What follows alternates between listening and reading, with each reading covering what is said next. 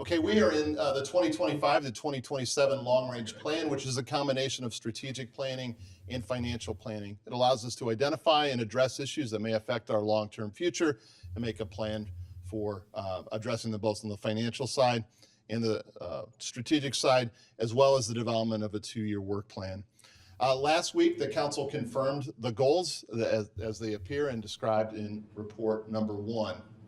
We also had a deep discussion about a 3-prong set of recommendations to address 5 key issues. I will not summarize that any further. Council's up to speed. We've produced a couple of good documents to help the community follow along. One of those was mentioned earlier tonight, the resource guide. One of the things we're making sure we keep track of and be transparent about is impact on typical property owners, taxpayers, et cetera. That resource guide will be updated to include the number that a resident asked about. In the next iteration, it's $475,000 of median home value. That's what that's based on. So this is what we covered largely last week. And in the discussion of the staff presented recommendations, which is based primarily on an increase to the home rule sales tax, taking it from a current rate of 1% up to 1.25% and all that goes with it. The council started to entertain a discussion about what if that might be up to 1.5%, and what might that look like? And then the council had several other questions. So with that, I will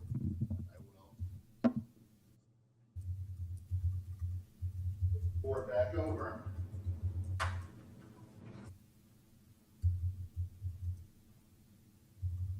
Giving me a little trouble because I told Baker, don't worry, I got this. Yeah. If Mike Baker offers the help, just take it.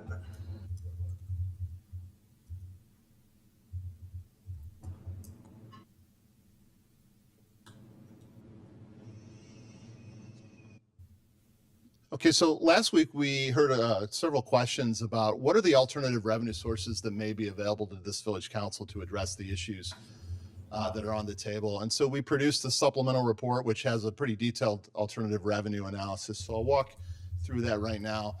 The first 3 that we want to highlight are 3 revenue sources that we do not currently have. The first one is vehicle stickers. This would be a fee for each vehicle that's principally housed in our village. The villages that have this typically have a fee around $30 per vehicle. That could give us about $900,000 a year in revenue. The administrative burden on this particular fee system is very high. We'd have to create our own system, run it in-house, have people either get a virtual sticker or an actual sticker, so very high administration there.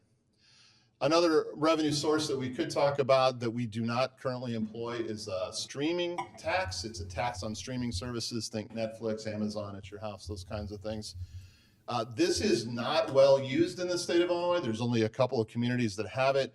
Based on the 2 that we found, we estimate that the revenue could be somewhere between $500,000 and $1 million per year based on a 5% rate on the streaming services bill. The administration of this, I put unknown. This we'd have a big learning curve on. We suspect it would be a high administrative burden, as we would have to work directly with those streaming services providers through their billing processes and figure out a local collection process. Another revenue source that we don't currently use is a real estate transfer tax, also known as real estate transfer stamps. This is the tax on the sale of real property in the village as you buy and sell primarily houses. The revenue based on another community that looks a lot like us nearby, they have a rate of $1.50 per $1,000 of property sold, about $700,000 a year. And that includes that if you're selling a property and then moving in, staying in Downers Grove, it's not assessed. So those numbers are kind of built in there. There's 2 big asterisks with this one. This has also a very high administrative burden. Think every time a property changes hands, somebody coming in to transact with the village gets some sort of stamp that allows them to proceed with a closing. But also, yes, this under Illinois law, which was changed a handful of years ago, maybe multiple years ago, does require a referendum. Has to be a successful referendum for us to enact this. So those are 3 revenue streams that we do not currently employ. These other 4 are revenues that we have now. The first one is, of course, home rule sales tax. We talked about that in some depth last week. I just want to highlight here, in addition to the revenue numbers ranging from $2.2 to $4.4 million a year, that this is a very low administrative burden, because once we file information with the state handles the collection and redistribution of that revenue to the village. Similarly, is a food and beverage tax. This is the tax on the sale of liquor and prepared foods. If we currently have a rate of 1.5%. If we raise that to 1.75, it could generate somewhere around $600,000 a year. If we go from 1.5 current rate to 2.0, maybe $1.2 million a year. This is locally administered, and so generally it's a moderate burden on staff. We're following up with folks who may be delinquent in paying. We're administering this locally in our team in finance and our legal department. But changing the rate is just a really small incremental change in burden, really just changing the rate, not impactful from the staff workload perspective. Local gasoline tax is a tax from the village of Downers Grove on the purchase of gasoline, diesel, compressed natural gas, liquid natural gas sold or purchased here within our village boundaries. This came up last week. Our current rate is 1.5 cents per gallon. If we were to change that to 2 cents per gallon, that would give us a relatively small amount of increased revenue in the grand scheme of things of about $65,000. This is the same thing as the food and beverage tax. It's already locally administered, but incrementally low impact if we just change the rate. And then, of course, the tried and true property tax levy. I mentioned this last week. This is the only sure revenue that is not based on economic activity in our village. It's a tax on the value of real property. This number, of course, the amount we intend to collect in any given year is at the legislative discretion of this village council. Our current levy is just under $16.9 million a year, used for a variety of expenses, and this is a low burden because this is administered through a broader system of townships and county with money flowing into us. So that is just a really brief overview. There's more information on this in a supplemental report that's published online. What we'd really like to do tonight is facilitate further discussion of potential policies and strategies that the council may choose to use in this long-range plan. The first two are summarized here on the board. The number one is the set of recommendations that appeared in the draft staff report. This is the idea that we would increase the home rule sales tax from its current rate of 1.0 to 1.25 and generate $2.2 million a year. We would use that additional money, in broad strokes, $500,000 a year into the general fund to cover operating expenses, $250,000 a year on a pay-as-you-go cash basis for guiding DG capital projects, $250,000 a year pay-as-you-go for facilities. A big component of this was a $15 million bond issuance with $1.2 million annual debt service payments. They would be used for guiding DG projects and other new capital infrastructure projects. The attributes of this package recommendation is, one, this revenue clearly depends on retail activity. So however retail activity goes in our village, so goes this revenue stream. When you factor in the bond issuance, it locks us into annual payments for 20 years. And we also have a required spend or investment rate from those proceeds. We have to spend that down in 3 years. So on an average, $5 million a year required spend down. It does give us, however, a lot of flexibility in where we use those proceeds. We've worked with the village attorney to write the bond issuance that we could put it wherever our priorities lie in any given year.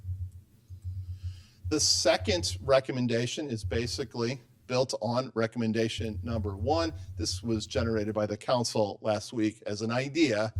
Instead of going from 1 to 1.25, what if the home rule sales tax rate went from 1 to 1.5? Well, that would double the new revenue to $4.4 million. Our recommendation there would be $1.1 million a year into the general fund for operations. If we don't need all of that for general operations, we could use it for other uses, like shifting more to the capital fund, what have you. This would give us just over $3 million a year on a cash basis to be pledged to the guiding DG capital projects and other capital projects. But this plan, and the same number for facilities, 250,000 a year. Under this iteration, there's no bond issuance for this portion, right? So it has these attributes. It still depends on the retail activity in our village as the only source of driving this new money. It maximizes flexibility because we're not locked into any particular bond payments, right? So this is the money in, money out as we choose and we see fit as directed by this council. So not locking into debt, no bond issuance, no payments, and maximizing flexibility. I left room on the whiteboard here for other ideas that the council may generate, and we're happy to help facilitate that discussion. I will double check with Mike to see if I missed anything. With that, I'll go back to Mayor Barnett. Thanks, Dave. Not even you. It's a great name. Great people have it. Oh, man, it's getting deep. Mm-hmm. Can't put up with this. Tough. Thank you, Dave, and thanks to the rest of the team for continuing to help us accumulate information and disseminate that in a way that hopefully people can help follow along. We've all sort of probably thought about this. I wanted to start, I usually ask other people to start the conversation. I'm going to start one just to pick up on some things I said the last time where I made the comment about the concern I had over growth of cost to residents overall. There's that table that you guys saw. It's like residential impact. And I've been thinking about this, and I'm sure you all have too, and trying to process what might be in front of us. There's also the short history you have with the pension stabilization fund, which provides some softening. But I'm wondering if anybody would have an interest in going through the effort to have staff do some more analysis, more detailed analysis on another option, which is taking that home rule sales tax and using the 1.5. But we've got housing cost challenges, which are kind of independent of this conversation, but something that's on all of our minds, right? And we know we've got, from a demographic standpoint, we've got seniors that want to stay here. We've got others that are trying to figure out how to retire in place. I don't remember when it was, 5, 6, 8 years ago, we lost what had been sort of a staple for a long time, which was the property tax deduction on your income taxes. That's gone now, which kind of further compounds the problem. And then we've got, my data is old, but we have a pretty meaningful number of residents that are in some way are limited. They're either on disability, they're Social Security, or maybe they've got a private pension distribution that is not necessarily going to keep up with 6 or 7% a year growth rates, right? Right. So I'm building you a clock because I've been trying to process this, and I just want to get to the end, but I want you to know how I got there. So I had thought about, well, what if we took home rule sales tax, we went to 1.5, we stuck with sort of staff's recommendations on the 1.1 in the general fund, we had 250,000 in facilities, but then we took $750,000 out of that. Instead of $3 million, it'd be like 2.25 for new projects, but we took 750 and put it in what effectively created kind of an endowment type of a spot. The 750 number comes from, if you look at the data that we've got, it's about what the growth rate beyond standard CPI parallels are, right? It's kind of the differential. There's no magic to the number. But here's the thing about that. If you do that, you kind of have to commit to that, because if you took it away at some point, if 5 years or 7 years down the road, you said, we don't want to make that 750 anymore. Well, now you got this big gap you've created that you'd have to cover, right? So another thought was we have this target, and I'm way oversimplifying. I'm glad there's no actuary sitting up here to correct me. But we have this target, 2040, 100% funding. Yeah. Mm-hmm. And so one thing we could do is we could look at what does that really mean, the cost of that? So it's an estimate, obviously, and it's subject to change, but the actuaries will help us run that out.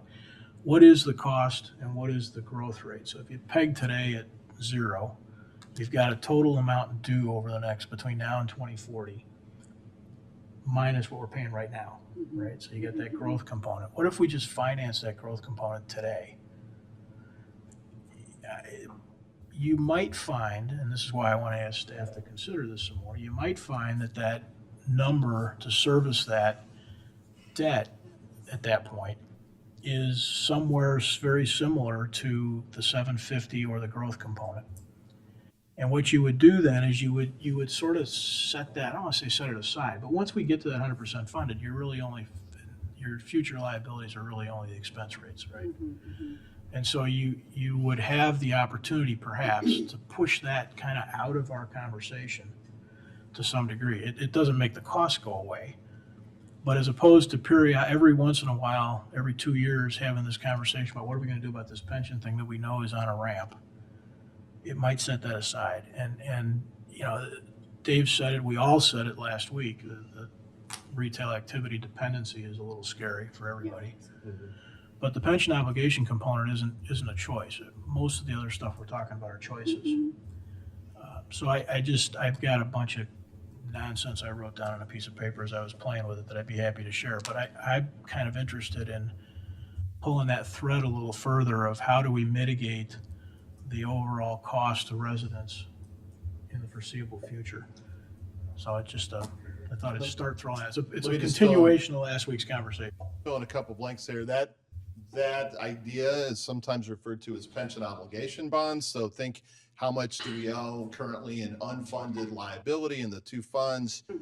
Issue the bonds in that amount, take all of the proceeds, put them into the fund up front. They become 100% funded for the unfunded liability instantly. And then we just pay off the debt using other revenue sources that the council chooses, which makes it a little more predictable, sometimes might smooth it, locks you in at an interest rate, and you're not fluctuating with the actuarial reports. The downside, though, is if the General Assembly changes the program, we are locked into that. So that's the trade-off there. Wheaton is the only one I'm personally aware of that has done this. I think they did it about 3 or 4 years ago. And the interest rate there was They think they did it at the time of low cost of money. Right. 2% or something like that. Yeah, one of the, It works for some communities quite well. It's Yeah. just to be part of it. yeah, one of the real, I mean, it is a risk. I guess I'm a little skeptical that there'd be any meaningful decrease from Springfield in our obligation, right? I mean, Sure.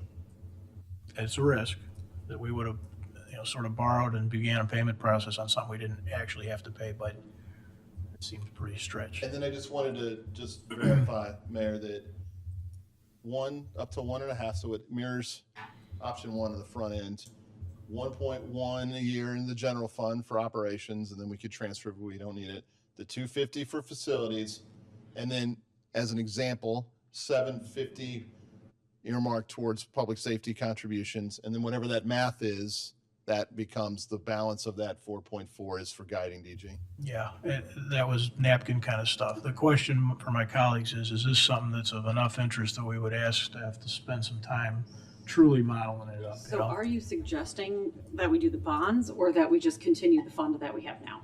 I don't know the answer to that. Okay, That's one of the questions. Got it. So I just want to clarify something because there's 2 pieces to this. One is the input, and then what do we do with it? yeah, You're really focusing on what do we do with the money. yeah, I'm happy to have that conversation, but I think we need to figure out what we're doing and what's coming in first. yeah, Where's it coming from? Yeah, Because I am you're making the assuming that there's a assumption. certain amount of money, and now you're Sure. talking about, let's apply it a little bit differently than what we've discussed. Let's yeah, make sure that we're all Yeah. talking about the Yeah. same Right. ingress before Yeah. we focus about the egress. Because I like your idea, although I think it does need more Right. analysis.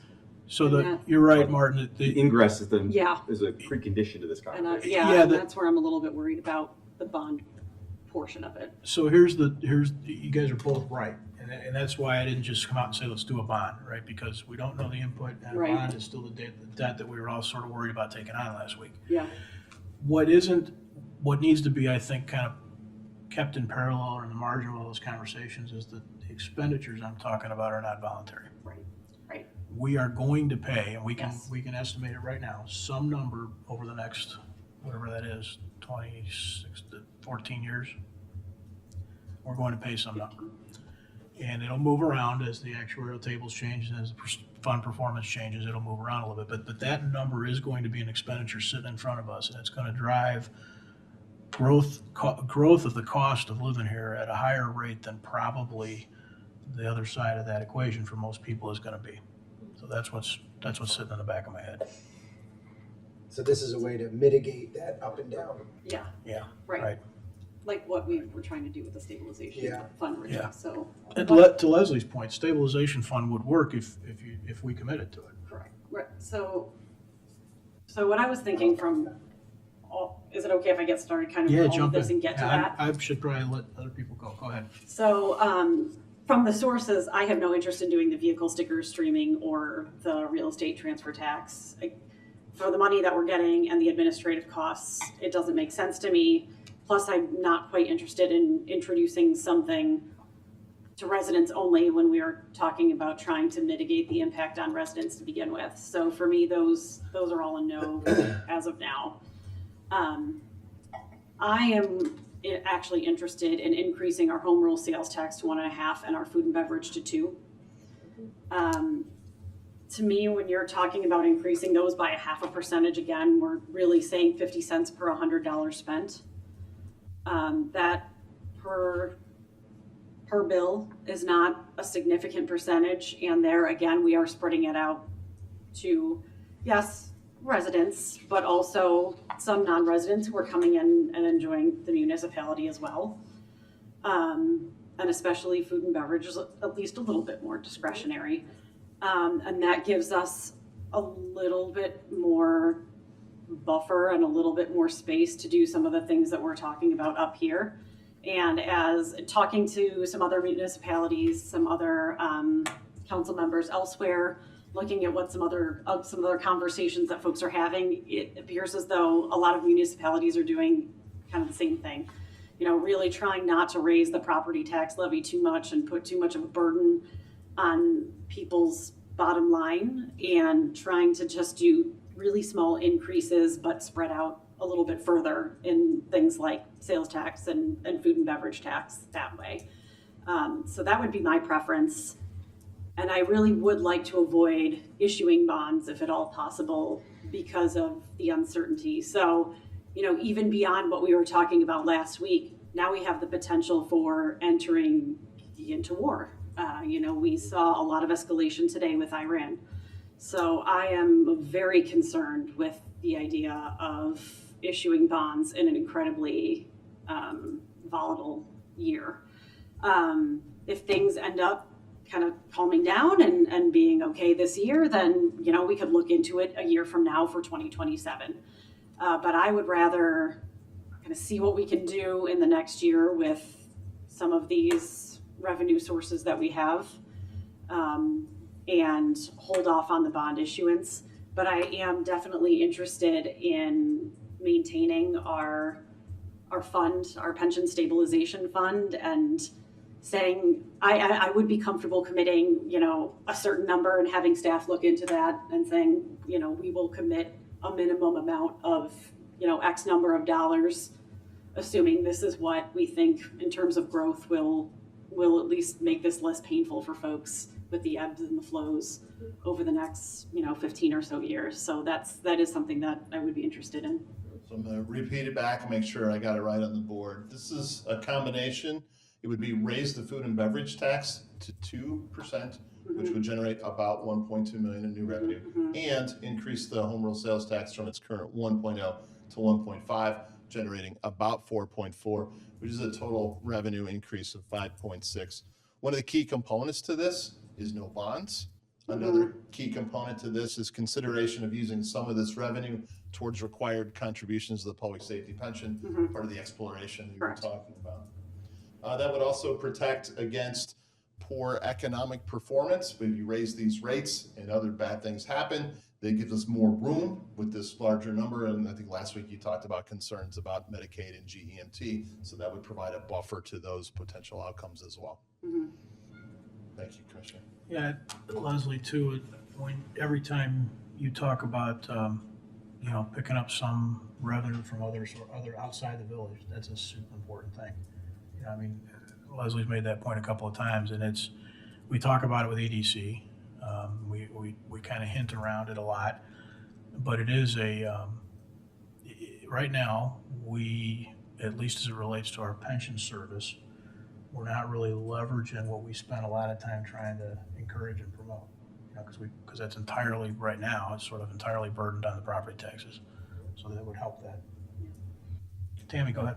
I agree with everything that Leslie said as well, and I just had one question / comment. I know that we keep saying that when it comes to the home rule sales tax, that depends on retail activity. Is it fair to say that we're worried about that a little too much, that fluctuations in our local retail activity shouldn't be something that worrisome, that it would affect the figures that are projected that much? Because I feel that the retail activity is something that even was coming in during COVID and will continue to come in. And I know we talked about cars as a potential problem too, but a car is a necessity, not necessarily a luxury. So is it fair to not be too worried about the dependency on activity? Yes, I think that's a fair assessment of sort of our sort of history of doing long-range plan. We talked about uncertainty and then equal being very conservative. I think the only time that we weren't conservative enough, frankly, was on the outset of the Great Recession. That's the only time I think we were not conservative enough. So I think that's a fair potential criticism of how we approach this. The one thing that we have done really well is when we recognize that some of our key revenues are cyclical based on economic activity, we carry strong fund balances in multiple funds to give us room, use of reserves, use of fund balance. So as those things go up and down, we're still in a strong economic condition, which I think when Commissioner Sadowski-Fugit speaks to this number, gives us a lot of opportunity to build that protection in should those things go up or down. But know that I think particularly COVID, we did a lot of like scenario planning. It was the right thing to do. Unfortunately, those things did not come to fruition.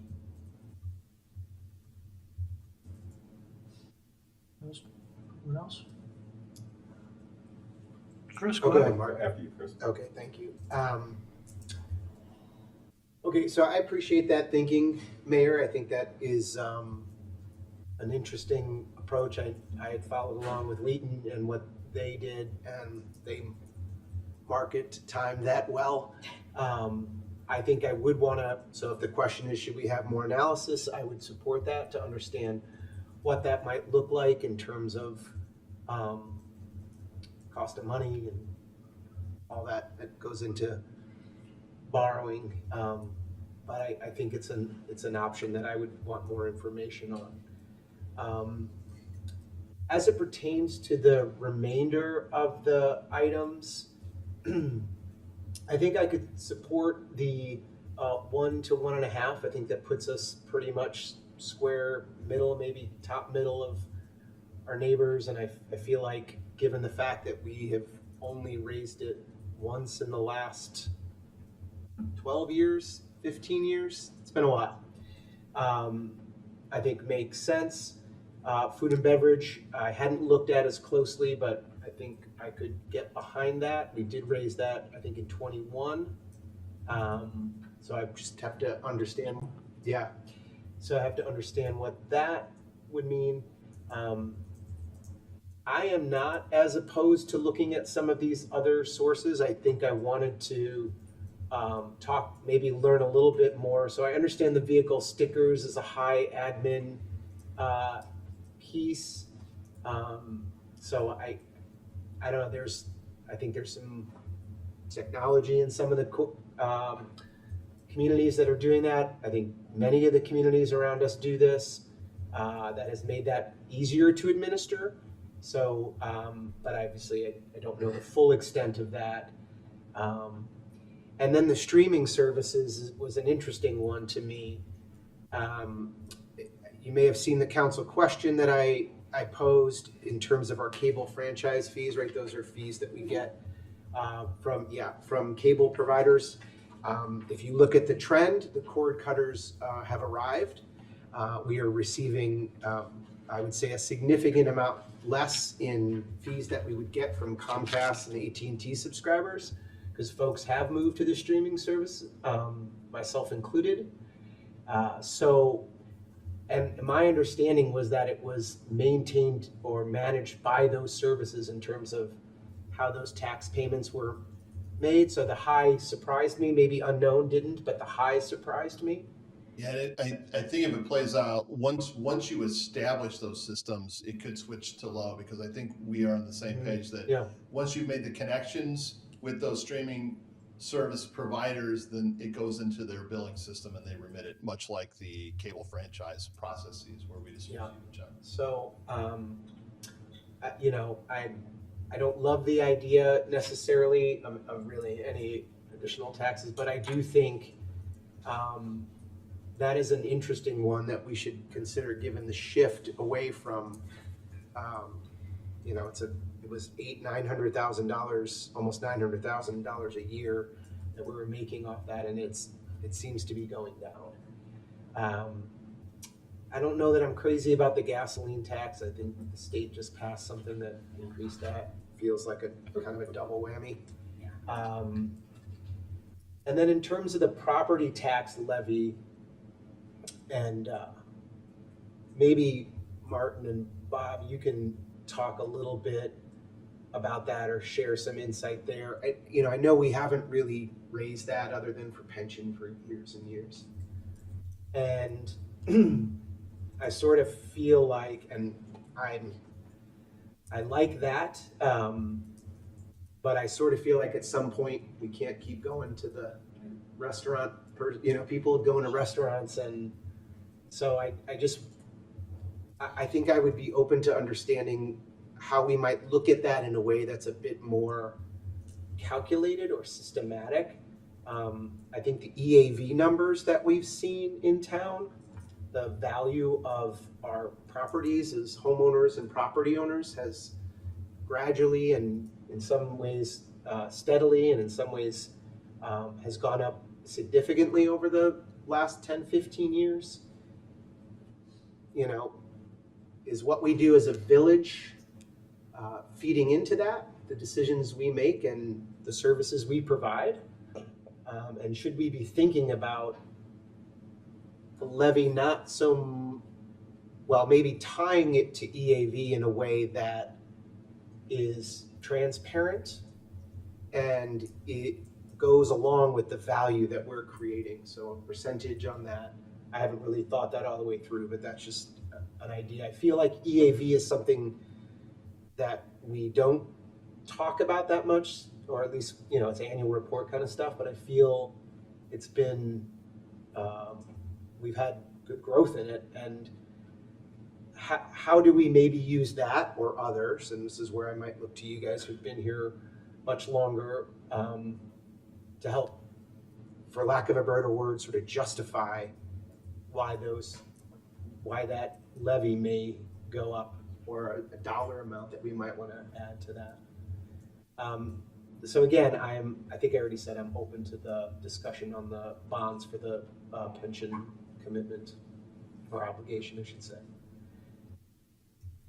The concepts that Commissioner Gilmartin was talking about here, some towns call it go all the way to a flat, or a steady rate, so that you try to match the levy increase with the EAV increase and results in a rate that remains the same. Some towns have used a phrase called capture some growth, which is not exactly trying to maintain that predictable rate, but capture systemically and transparently a portion thereof on a predictable manner for budgeting. So some towns have employed those in the past. I want to go back to the vehicle stickers too, because I had some notes that I forgot about. I think there are some advantages or some additional benefits you get from a stickering program. One is certainly an up-to-date database of local plates. I think that would be important. Amber alerts, those types of things play into that. I think there's also a sustainability play here. So there are municipalities who offer free stickers for EVs, that type of stuff, where you're encouraging ownership of that, zero emission kind of thing. So it's not just about tagging the car, but it could actually support some of our other initiatives. And, yeah, I guess the real estate tax one is an interesting one to me, because in my looking at that, that's pretty common, right? We might be more of an outlier than you might think in there. And I know that takes a referendum, but I don't know. I think I would be open to that discussion, just given the fact that it's, seems to be pretty pervasive in other towns. We will try to get some information. You totally agree. Yeah. It's a lot Yeah, of different yeah. places. We're gonna try to see if any town has actually done one successfully since Since they the launched referendum. it. So we're gonna do a little bit of research Yeah, on that. that's an uphill battle, I'm sure, but.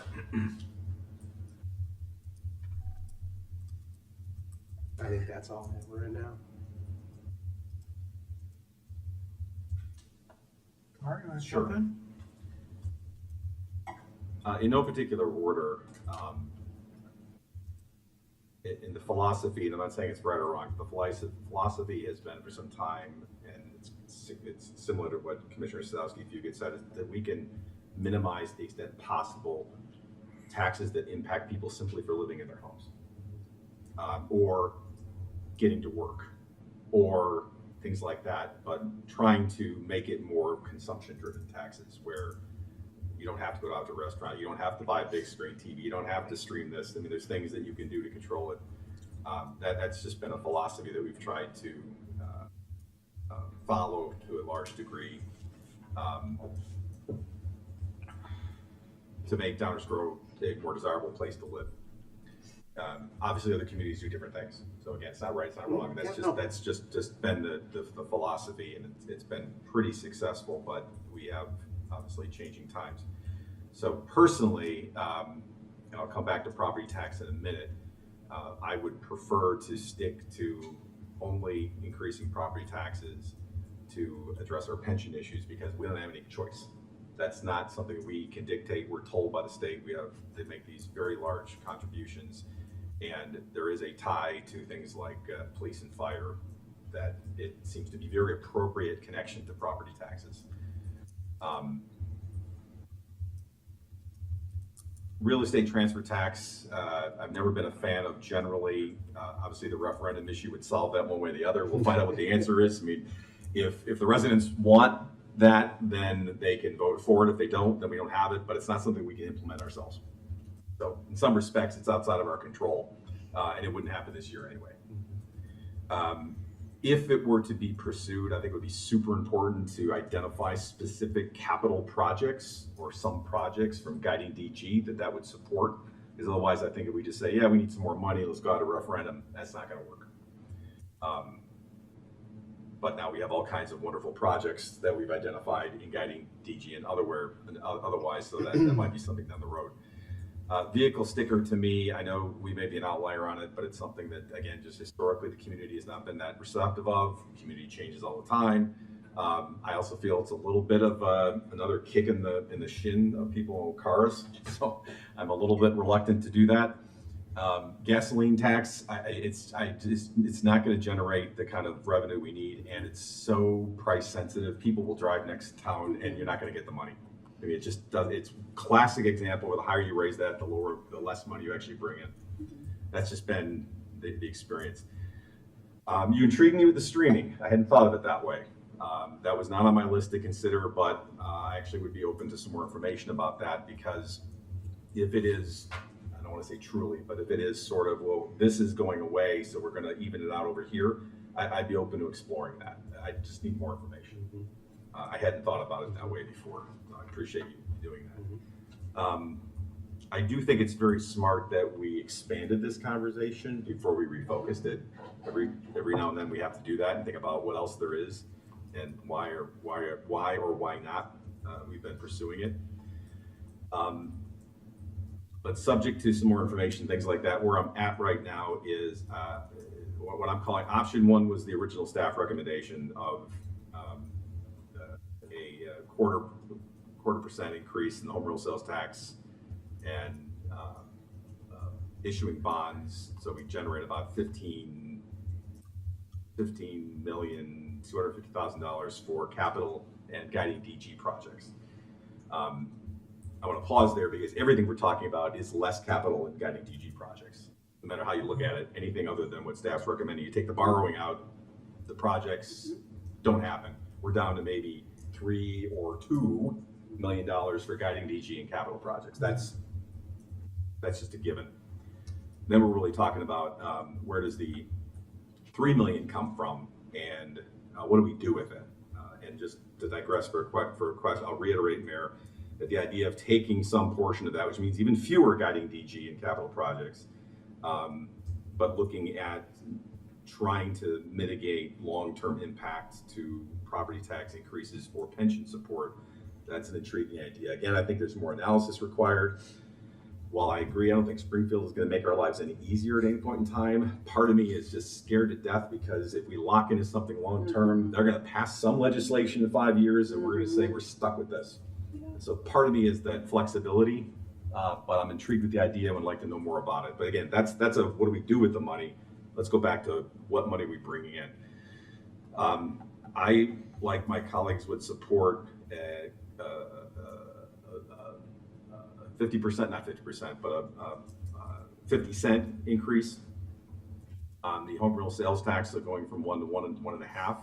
That gets us to that $3 million I was just talking about a moment ago. And whether we explore something like pension obligation bonds or whatnot, as I said a moment ago, that's more of a what do we do with it? Because you could do that. You could also do more capital projects. You could do more guiding DG projects. That's a where do you want to put your money? I'm generally not in favor of increasing the food and beverage tax, but I would consider increasing it by a quarter, not 50 cents. If that would be, for example, generating some additional funds for like the pension smoothing option or pension obligation bonds or whatever we're going to call them. That would be, to me, a very specific purpose for doing that. I'm a little reluctant to go to 2, though, just given what's going on around us. I know that others are increasing it, but I'm still a little concerned about going to 2. And also recognize that that's probably as economy risky as the home rule sales tax, because the home rule sales tax is going to go down. People are not going to go out to restaurants as much.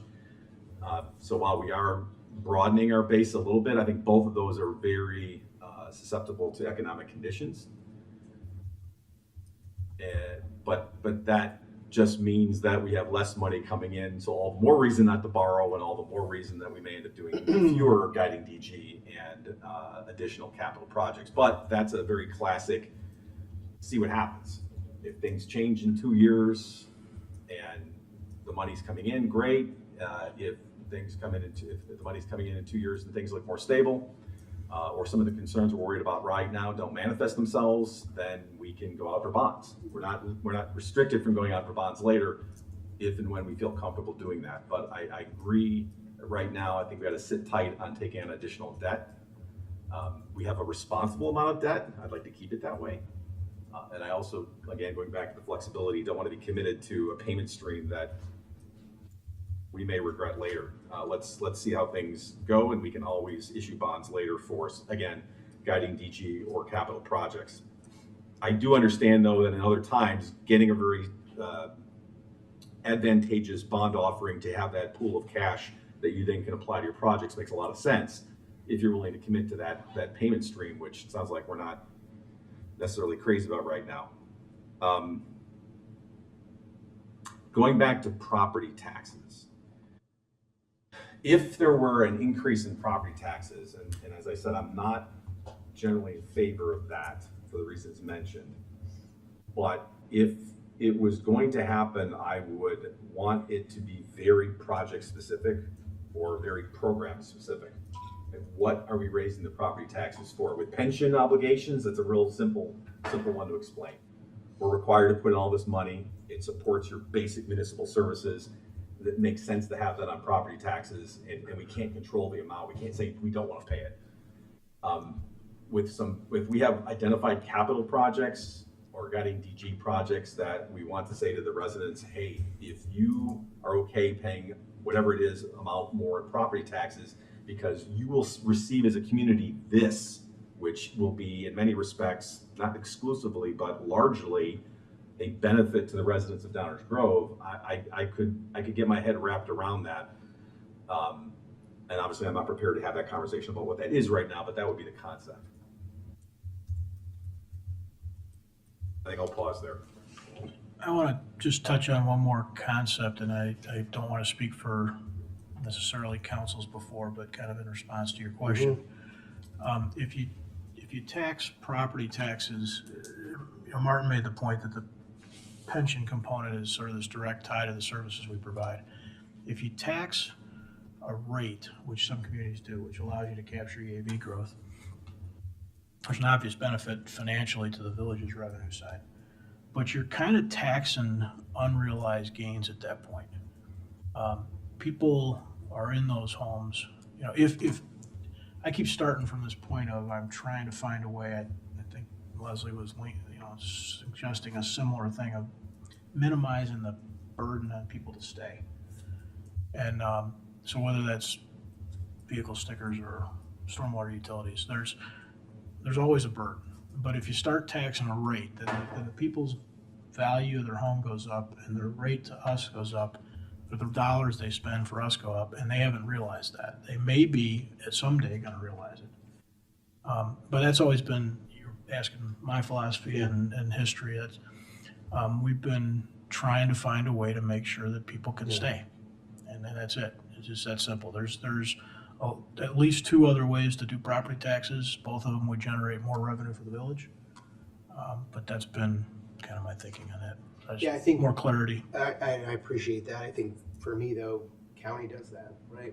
I mean, our property taxes through the county are based on the value of our home and is reassessed and correct. Not really.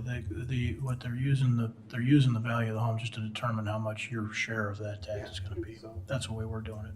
but as the value of my home goes up, the unrealized gain there, Doesn't get taxed by us right now. right, by us, but Right. by others it does. That's all. I do think it's a worthy conversation to have at times, but we're kind of at a point in time, I think, where the values of our homes and things like that, our costs are going up at a much higher rate than what people are earning. And so I would prefer to wait until a time where those two things, they're never going to be well matched up, but I think I would prefer to have that conversation in a year where they're not quite so disparate, I guess. These last couple of years, I think, have been extra difficult on people. And so I agree with what you're saying. Yeah. I think there is a time and a place to have that conversation. I think that we are a good value, and I think there is value in having the conversation of saying we can't just continue to keep things flat, because realistically, if we want to continue to provide services, they are going to continue to increase in cost. Yeah. But given kind of this conversation and where we are and kind of some of the numbers that we're talking about here and the way that we can continue to still do projects and the uncertainty we have, I'm not comfortable having that conversation this year. Yeah, I appreciate that. Oh, sorry. Oh, go ahead. I was going to jump off of property taxes. Go ahead, so if you want to Okay. continue. Yeah, I think for me, I agree with everything you're saying. I think there is has been some difficult time, especially meeting inflation costs and things like that. I think for me, this is really the first time in the 4.5 years I've been up here that we've had a meaningful conversation, candidly, about, things were very good in terms of COVID, and we ended up in the plus, and now I think we're facing some flattening and some downturn. So I think for me, it's not just about what we need to do immediately, but also about trying to understand how do we smooth the ebbs and flows in a way that is a little more predictable, and isn't, as Martin said, based solely on just discretionary spending. Because I can imagine in 2008, 2009, when all that discretionary spending went, there was challenges. Yes. So it gets back to what I was trying to say last week, or what I was saying last week, just about how do we disperse it where regardless of what happens, the village and our residents are in a spot where things we're transparent, Yeah. what is expected. Costs are absolutely going up. We just looked at that with the Right. well Right. improvement, Yeah, right? It was yeah. 20% just Exactly. between the time, so. Like- We don't have to do it now, Right, but I feel like to me, rather than the reactionary, if Yeah. we can figure out a way to bake it into a system, mm-hmm, it just feels a little bit more doable.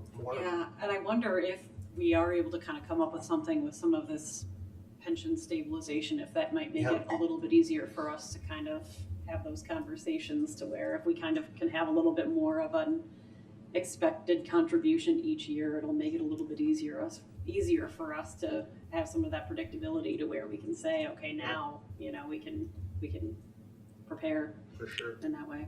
That 750 number, I only played with it on the back of a napkin for 6 years or so. Well, what it did was it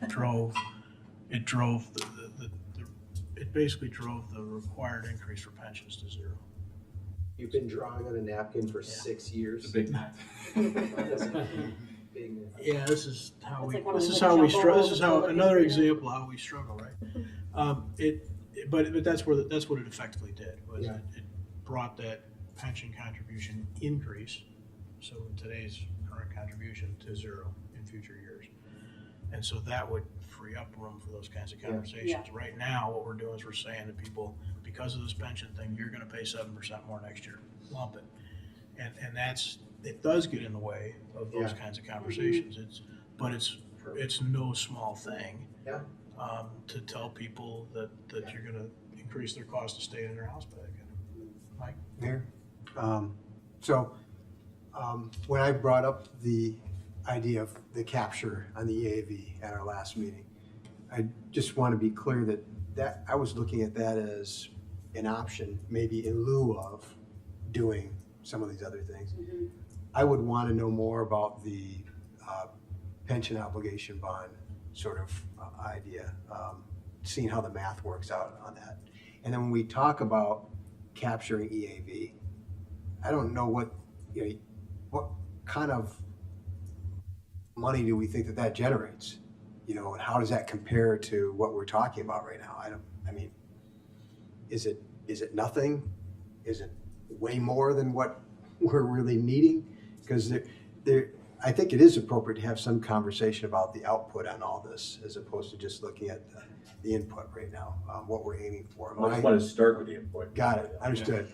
But my understanding is that the reason we're looking to do this is because we have some guiding DG things we want to accomplish, right? And we have some facilities that need to be taken care of, and that we have, some concern about budget going forward, particularly with pensions. And so I'm very reluctant to think about increasing debt, so issuing more bonds. I'm really kind of dialed in on maintaining the AAA bond rating, and the fact that if we use this ability that we have now, it's taking it off the table for something else that might come up. So I don't want to go there unless we really need to. And I'm also wondering if the library were to go and decide to do something with bonding, wouldn't that also eat into our AAA rating as well? And so maybe I don't know what's on the table for them in the next several years, but it seems like maybe there ought to be some coordination there in terms of that thinking and how it would impact any conversation we have over doing additional bonding. The streaming versus the kind of, so would you see us enact, if we were gonna enact a new revenue stream, I'd want to eliminate something else that we're doing. As opposed to creating yet another thing that could grow over time. I don't trust government. I'm sitting here, so well, what can I say? I'm not going to be here forever. So I'm a little leery about introducing a brand new stream, but it's completely appropriate for us to be talking about this right now. And the streaming thing is intriguing to me from the standpoint that we have on the cable side of things, right, a diminishing. Yeah, it's an offset. Right, so I mean, I'd probably be looking at, well, maybe this is that instead of going forward. Yeah. Mike, think can you that's what- clarify that? I think that's what Martin was saying, right, wasn't it? Yeah, say if it's an offset, I mean- we're losing something, Yeah. so let's generate that to basically With what the, we had. Yeah. That was a different way of looking at it than I had thought about it earlier. yes, so You said instead of. in lieu of doing the, and so eliminating the one, doing this inside instead, knowing that this is where the growth is and the other is diminishing and going away. I'm not sure that meets the objective of what we would be trying to do with the streaming one. Yeah, I think Because- the idea is if you're not paying the streaming right now, if you are paying the streaming rate, if you are paying Comcast, Yep. let's just do it Yeah. that. If you're making a Comcast payment right now, you wouldn't end up paying also a streaming tax, So right? the question, so, you know, Right. okay, so if that's the case, then how do we create something equitable, right? So what would have been, if everybody was still doing the cable, how does the streaming kind of make up for that, what we would have been getting otherwise? So I'm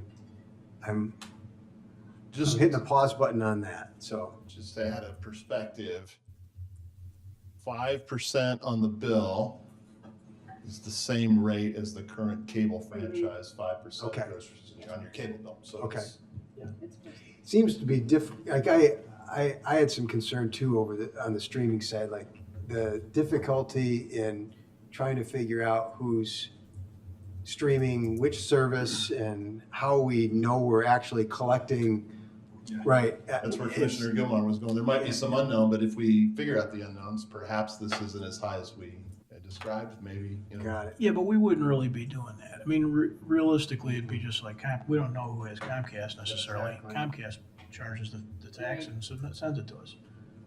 Mhm. And we don't know if you've got Comcast or not.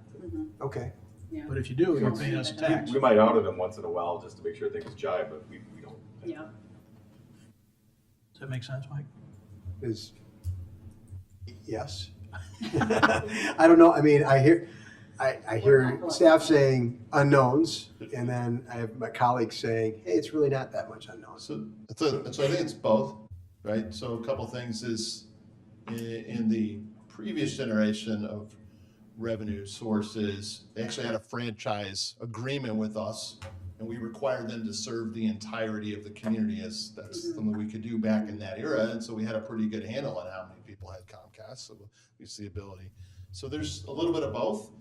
Really what we'd be interested in understanding is there an appetite to turn your staff loose to go find those things out? Is it on the table?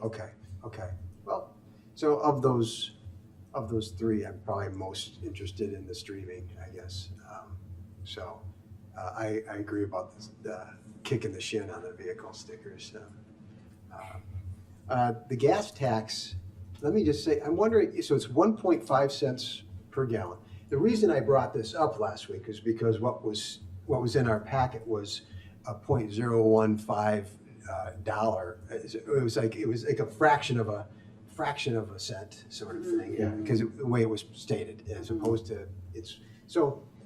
But in terms of how gasoline pricing actually works, right? I wonder if we're leaving something on the table there. I know it's not much, but if we're charging 1.5 cents per gallon, and I'm selling gas for $3.99 a gallon, right? How am I gonna, if I'm selling the gas, I'm gonna, and you're charging me 1.5 cents, I'm probably gonna go ahead and bump it to make sure I'm getting my 1.5, because I'm not gonna do anything other than $3.99 a gallon, right? And it's always gonna be to that cent.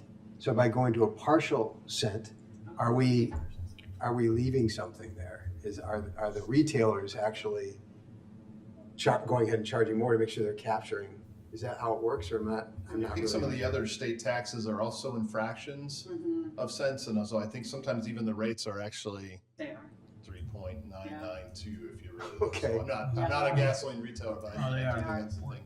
All right, well, it's it's not really a meaningful thing to be looking at, I don't think, but it's still, I'm just wanting to understand, so making sure we're not leaving anything on the table. You were gonna say something, Mayor? On the gas tax. Yes. Yeah, so I'm glad you brought that up again. So this is maybe a question for Brian or something. If it's $65,000 to go from $1.5 to 2 cents, is it correct then that it's like $190,000 right now? We'll check I mean, we'll check kinda with work- Robin and the finance team. Working backwards. So my question is, and I don't want to diminish $190,000, but gas seems to be something that people, for whatever reason, Yeah. they are into, right? They get their Movie. Very their price Speedway card and they get their, Delta Sonic car wash thing and they get a couple of cents off and they use their gas buddy thing for whatever reason, right? It's a thing. So would we see a value, could we try and estimate a value in F&B tax and retail tax for making that thing zero? Yeah. I mean, it's 190 is not a big number if I'm doing the math right on that. And I just wonder if it really is treated that way in the broader market, might we find some benefit in not having a gas tax? Tell the whole world we don't have one, Yeah, put me down for that, that discussion. As the owner of a gas guzzler, I appreciate that. Just make sure you buy candy bars and a six-pack Oh, while you're there. Yes, body built by candy bars. Yeah. Me personally, I'm not real interested in local gas tax, although this is interesting about using it almost as a replacement or getting rid of it. Same with the vehicle stickers. Property taxes, I'm less inclined to do anything with because I think that hits a lot of our vulnerable residents. It's something I deal with on a daily basis. In all of the closings I do, everyone talks about Downers Grove and the real estate tax bill and the quality of the village you're getting with the real estate tax bill. And also in current times, we've already had 2 referendums in the past 6 years, 5 years, Mike. I wouldn't know. Yes. So, but I do find Martin's stuff, I'm more interested in talking about it. Thanks. With your idea of if we're going to do it, it's going to be attached to something specific. And smoothing the curve with the pensions, I think, is worth the conversation. I think the home rule sales tax, it's going to spread it out as far as we can outside the borders of Downers Grove. I'm definitely inclined. I think that's the most appealing. I didn't think about streaming the way Chris did, and now I'm really interested in how we would do it and look at what, I think it's only in 2, Chicago and 1 other. Evanston. I would just be curious, just bare bones, how are they enforcing it? Are we talking about hitting every single streaming service so people could be getting hit with, let's say you have 5 streaming services, are you getting hit with 5 separate? And how hard would that be to actually enforce? I have no idea. Or is it going to the service providers if it's the internet service? Is that easier to tag onto? Because what we're trying to do is capture what we're losing in cable to the streaming. I don't know, but I'm way more curious now than I was 2 hours ago about that. And then transfer taxes, the interesting theory on that is, my thought process is we need to raise more money to cover this pension debt. We have to. Home real sales tax spreads it out, but real estate transfer taxes are hitting people as they're leaving us. So the referendum, I have no clue what the hit is, what that would take, but like what Martin said, and Bob, you said too, is we could find out what the taxpayers think about that one too, without us having to make the decision. So, but yeah, home rule sales tax, I think is definitely the easiest one to push to raise that money. Yeah, and then with the first and the second, I think half of 50 cents makes sense. I'm agreeing here with the volatility with bonds. I'm not I'm concerned about taking out bonds in this current time. I'd also be concerned about going too far with combining the home rule sales tax and the food and beverage, because it's just doing some basic math. You know, would we be shooting ourselves in the foot if we shoot past our neighbors and combine them and go, you know, significantly further than anyone else has? And I'd like some advice from the village if we go, hey, we're going to push both, and now we're going from combined 250 to 350 or 375 or whatever we're talking about. Is that also going to create a pushback that's going to actually cause us to not bring in the money we thought it was going to bring in the first place?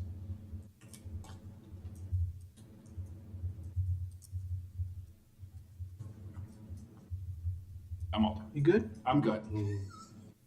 Chris? Yeah, I just had a question. I don't know if you can quickly go through all of these. But are any increases, I think the new ones, well, maybe you can answer this for the new ones, but are any increases tied to January 1st? Are they all tied to January 1st? Or like how quickly, I guess, could we implement each of these? Yes. The home rule sales tax, because it's administered by the state, I think has 2 windows for filing. Maybe you could, It would be a January 1st implementation. Okay. We would have to file the ordinance with the state by October 1st. Okay. the other ones, especially the ones that are locally administered, is just up to us. Okay. And we have to pick a logical time to work with the payers. Okay. The property taxes, we know is part of the annual budget. So I think, Commissioner Gilmore, I think it's only the, Okay. Like following up with Chris though, how soon could a referendum be presented to the public? What's the earliest that could happen if it were to happen? I believe the next available election is spring of 26? Yeah, the Yeah. primary. Yeah, the primary, March of 2026.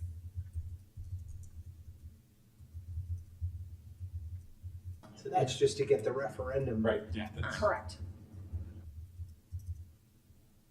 so that would be a 27 budget. If everything fell into place, answers were yes, blah, blah, blah, blah, blah, that would affect the next LRP iteration. We'd have to start it now. And I guess the other thing I would just say is all of these assumptions on revenue generated are based on basically flat forecasting. Correct. And so I think that's another reason why I'm just a little more interested in a mid to longer term thought around this. Because I just candidly am more concerned about it not being flat. Yeah. Yeah. Mayor? Tammy, do you have anything? I don't want to leave you out of the conversation down there. Oh, no, I've been talking. Spoke at the beginning. Yeah, Mike? Yeah, so I'm in the number 2 camp right now, just FYI, as I was in my advocacy for that sort of idea last week.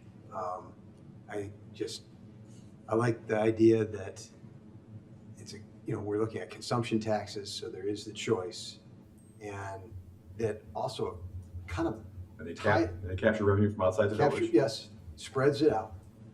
And it also kind of ties us to, economic viability of things. So, we're doing projects maybe more when things are up, and we're doing a little bit less when things are down. And I kind of like that as well. No, sorry, not to interrupt you, but I was agreeing with you. It makes sense because if we're worried about borrowing money to do projects, that suggests we maybe ought to not do so many projects. If we have money, as it turns out, then we can do those things. I think pay as you go is what Dave said. Right. But to me, that same trepidation about borrowing to do projects, this suggests that we have trepidation about doing the projects right now. Right.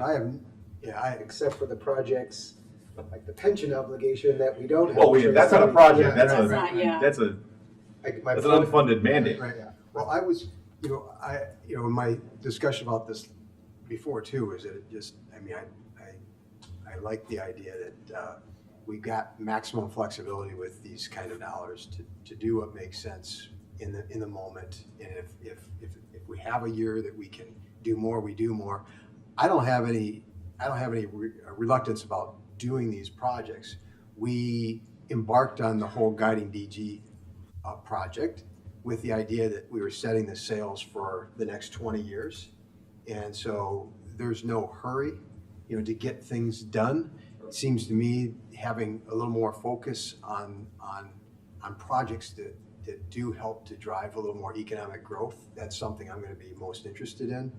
And I guess another idea I wanted to kind of throw out is that if a big portion of the reason why we're doing this, and I assume it is to fund some of these projects, perhaps there's even some conversation about sunsetting what we're about to do so that it has to be re-upped at a point in the future, and there has to be a conversation by another council at that time whether or not to keep going down this path or to change lanes.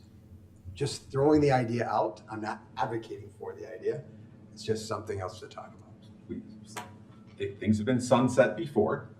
There was a specific portion of the tax that was dedicated to our former transportation system. But it was very much, this is for this purpose, and so the sunsetting made sense, because then the purpose ended, and therefore the funding went away. So if there's something that is going to be accomplished or to have a terminus date, then it makes sense. But if it's just sort of, well, we're going to have it and then we're going to take it away, we don't want it, then I would almost suggest don't do it in the first place. Yeah. Well, I'm looking at it. What would be the trigger for taking it away? I'm not saying there's anything New per se wrong comprehensive with. plan? I'm not sure I'm following you on that, but my point is that sunsetting is a thing, but it's usually tied to some goal or objective that once it's accomplished, you can say, okay, well, now let's take this away, unless there's a new goal objective, which you then are forced to have a conversation about in order to keep it going and justify why you're reenacting it or continuing it. Yeah, the anticipation is part of that too. There are things you expect to have an end. Yes. And the stuff, I suppose there's some end in sight to some of these things, but most of the stuff we've been talking about is not like that. With Fairview Reconstruction Fund, and now I'm really pulling stuff out of the closet. Home rule sales tax, I believe, had a sunset clause at one point. The local gasoline tax had a sunset clause that caused another discussion. Some stuff was redistributed. Home rule sales tax obviously was voted on it, retained. So there was something, I think the Fairview was tied to the local gasoline. That's right. Well, I just bring it up because I'm primarily interested in hoping that in the future that there has to be some further discussion about whether or not it should continue, that this isn't something just forever. The only reason I thought we were having this conversation was because there was $15 million in bonds being proposed to do Guiding DG projects. And so, to me, like, whenever we want to say that those are done, right, that's when this would cease to exist anymore. And there'd have to be a discussion again about whether or not they should continue and what for and why. And that's where I'm going with this.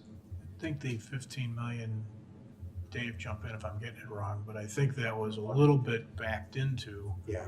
as a function of the potential revenue increase and what we thought we could service. Absolutely. Yeah. It's If it wasn't, the 15 would like cover what we wanted That's to do. Yeah, It was just, right. It just happened to have a good relationship to the 1.2 million Yeah. that we have on the table, and it had a decent relationship to the sort of magnitude of the multi-year guiding DG plans. Mhm. But that would be another thing that would be a trigger event, is the retirement of the bond. Mhm. Okay. So it might be a good time for me to look for patterns and just help frame this up. So I've circled the ones that I think there's some council agreement and direction on. I think we're hearing that the home rule sales tax increase from 1 to 1.5, it's got some good support. Also hearing that the traditional approach to bonds, not so much, right? So the idea that we don't want to take out traditional bonds that we've described, that's a concept. Although it looks to me like there's some level of exploration of alternative funding that we could pledge towards future public safety pension obligation payments, whether that be bond or not, but just the idea of looking into that. I circled that. I think we heard some people's majority say that. We also, I think, heard a little bit of, hey, I'm willing to explore a little, learn more about the streaming and this idea that, well, the cable franchise is going down, so replace. And then the other one is at least just some numbers that we could attach to the discussion on property tax rates versus flat levies. So we would go and tell you, well, if we were to capture the EAV growth on 2 of the 3 components, which is capital and operations, just what does that even look like? So that's another thing we circled that we could bring back as well. And that would be both revenue and impact upon, yes. Did everybody weigh in on the food and beverage? I don't think I did. I did. Martin, I heard say some Probably not the increment of maybe, forced type might be interested in an increment of that. smaller increment. Yeah. I really would prefer not to. If you're trying to kind of get these Yeah, kinds what's of, still this on the kind of table? direction, that one to me was appealing.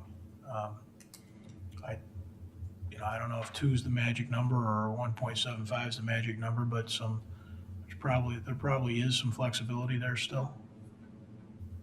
Yeah, Commissioner Sadowski, Fugate, Mayor Barnett, any others looking to, I'd be willing to talk about it.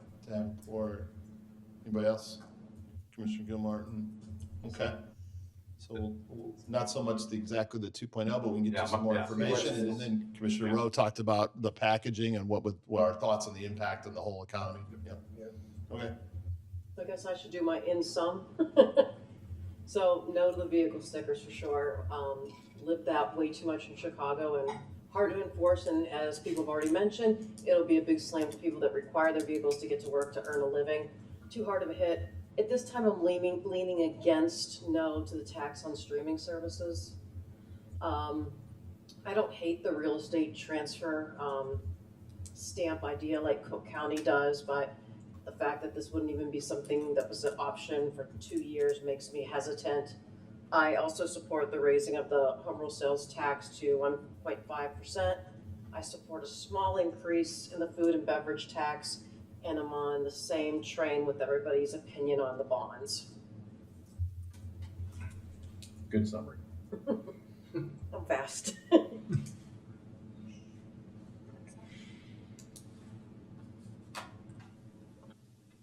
You feel like you got some good direction for next steps? I always say yes, and then I look over to the table to make sure that Mike and Enzo are also saying yes. Yep, we got some homework and we can bring it back for further discussion. Okay. Thank you.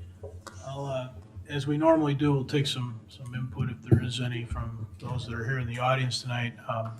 Before that happens, I want to remind everybody that's here and everybody that's watching to continue to follow this. I mean, I think, what you've seen and heard both last week and this week, and you've seen in the documents provided online, is that there is no direction sorted out yet, and there is a very serious consideration by everybody up here. You have 7 versions of exactly where the pressure points are, but there's nobody sitting up here pretending like they're not paying attention or pretending like they don't care. It's a pretty thoughtful thing, so I hope people recognize that and continue to stay engaged with it. So, anybody got any comments on this conversation? Please. Always got a comment, don't I? Okay, a couple of things. Firstly, I'm very happy to hear that you're not going down the bond issuance right now. Like today, the bond market was up, 10-year closed at 4.37%, 30-year was at 4.86%, and economists are predicting that in the next few months, a 30-year is going to go over 5%. So now's not a good time to borrow money, to issue a bond. The cost of getting money is too high. Another comment is, can we revisit a cannabis dispensary licensing? In 2024, Naperville received $236,629 in tax revenue from cannabis sales. They're able to levy a 3% sales tax on cannabis products. I don't partake, but I'm just looking at this from a revenue perspective. Another thing that I am interested in is last week I was talking about trees, and Commissioner Davenport touched upon an idea about charging developers per tree for the removal of trees. Commissioner Sadowski-Fugit worked on a resolution proposition several years ago, and that was voted down. So I know that there's information there that we could build on. To give you an idea, back in 2017 at 419 Wilson, approximately 25 trees were removed from that property in order to build the new home that's there. Within 2 years, we had 3 brand new homes on 3 lots, and every single tree was removed, including our red hawk's nest that was in like a 40-foot pine tree. So and the water issues that we have had coming down on Franklin Street since then has not been fun in our backyard, and we've tried to mitigate water issues. But that could be a way to fund sustainability projects that in our guiding DG plan. Builders pay for tree removal, goes into the fund. You can use it to plant more trees, water management projects, things like that. And then the last thing that I wanted to talk about was with regards to the home rule sales tax. Where do we fall compared to surrounding areas? We've got some fantastic restaurants and boutiques and shops and retail services here. We don't want to price ourselves out of the market, as you all have touched on. So I'm just wondering where, if we are still low, then bumping it up to 1.5 is not going to be that difficult. But if we're already right there, do you know what I mean? You don't want to go higher than surrounding communities. And I do agree with Mayor Barnett about the gas. People will drive, to Plainfield if it's going to save them 3 cents. So, Ironically, yes. but thank you very much for listening, and thank you for all this work. It's a mammoth effort. It's well done. Thank you.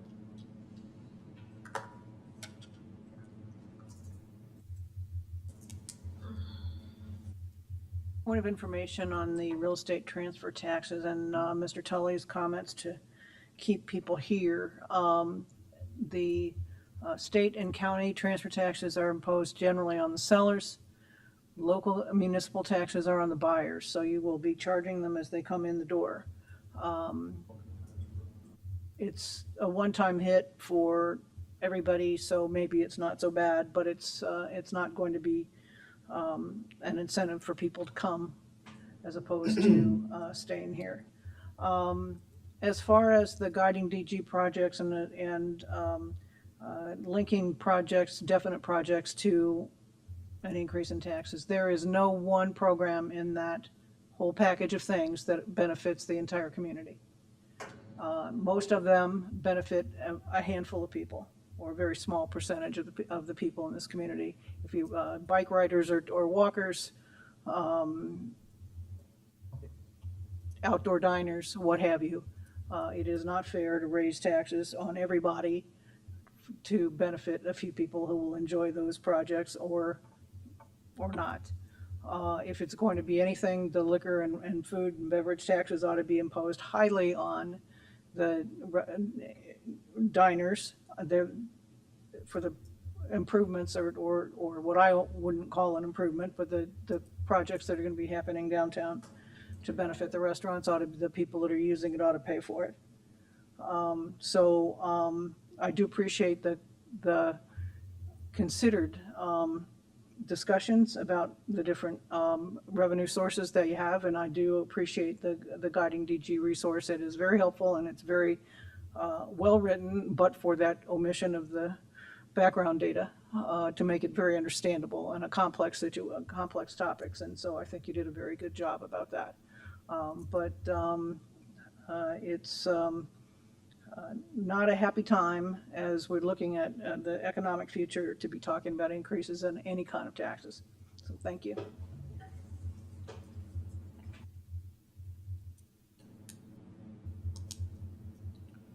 Okay, two kind of parting comments here. One, if you have a chance to look into the LRP Report 1 supplement, which is available online, that has a list of 28 local communities and their sales tax rate and their food and beverage tax rate. So you get some sense of where we stand there. And then just lastly, there's never a good time to be raising any revenues. But your village is I'm making this up. Somebody will get mad at me for making this up, but we're 60 to 70% payroll because we're a service organization. And the simple fact is that whether it's from the state or it's just the reality of being an employer, to do that same work next year is going to cost more money. There's others like the state of Illinois that make it harder and more. But that's kind of the reality. The reality is we have to find ways to find growth that supports that work. That is just plain it. All these things we talk about are a little bit on the margins, and I don't want to diminish anything, but we're talking about tens of millions over the next 15 years. So when I made the comment about $190,000 in gas tax, for example, being kind of de minimis, it's because it's through that lens. So these are very real issues that are, to Chris's point, longer term than just 2 years. And they're also really big dollars, but they're not really, somebody can point to something discretionary. We bought new signs, right? So I suppose we didn't have to do that, but that's not the money. The money is the fact that 300 plus people serve you every single day. That's where the real money is. So just keep that in mind.